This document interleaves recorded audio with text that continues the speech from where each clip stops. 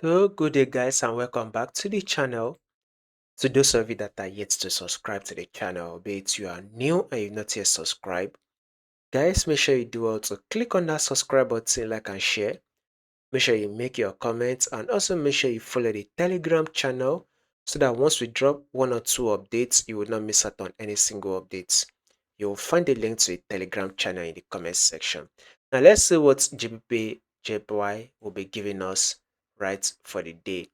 Let's start with our daily time frame. You can see that our trend on our GBPJPY is on an uptrend move. We are very much trending to the upside. It is very much on a bullish move. This is what GBPJPY is. GBPJPY is very much on a bullish move. This is your high and this is your higher low.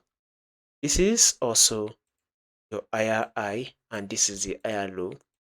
This is the higher high and here comes the pullback, which is an equal higher low.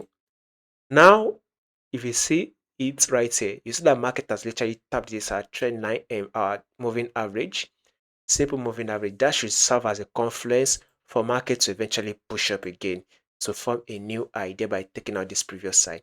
So we can say is that a bullish move is what we should be expecting on our GBPJPY.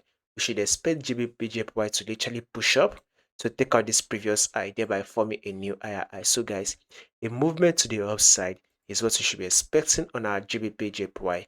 Now let's draw that to our 4-hour time frame right here. Also right here, we can see that there is a multiple rejection at the zone right here. There are multiple rejection at the zone, so we expect market to literally push up again to tap this resistance zone. So guys, a bullish move again is still what we'll be expecting on our GBPJPY. More update on this will be covered for you guys, so make sure you subscribe in order for you not to miss out on the updates.